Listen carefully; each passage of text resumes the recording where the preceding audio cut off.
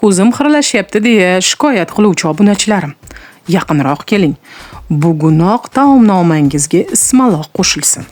Nega deysizmi?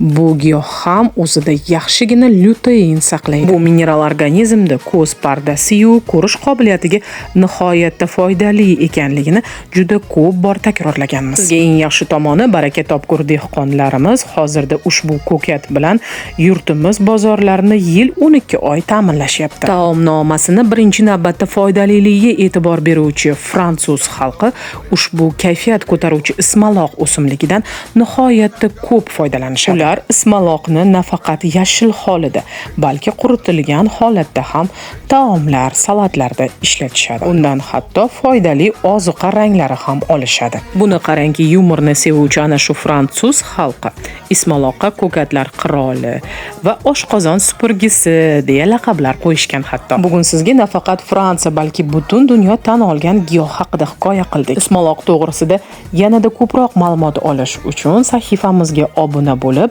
lavhaning birinchi qismini ham ko'rishni tavsiya qilamiz. Blogdan topishga qiynalsangiz, izohlarda plus belgisini qoldiring. Sizga birinchi qism havolasi jo'natiladi. Har doimgidek videoga like bosib, yaqinlarga maksimal darajada tarqatish esdan chiqmasin aziz ashaddiy muxlislarimiz. Hamisha qo'llab-quvvatlaganingiz uchun alohida rahmat aytamiz sizga. Iste'mol qilganlarimiz tani jonimizga shifo bo'lsin azizlar.